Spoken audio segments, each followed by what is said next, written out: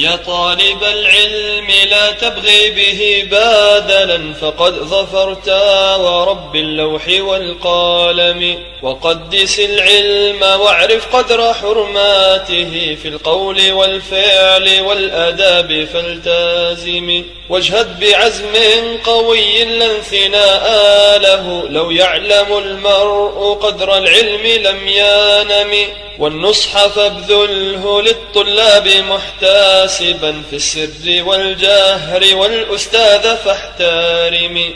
ومرحبا قل لمن يأتيك يطلبه، وفيه محفظ وصايا المصطفى بهم. والنية تجعل لوجه الله خالصة، إن البناء بدون الأصل لم يقم. ومن يكن لي يقول الناس يطلبه، أخسر بصفقاته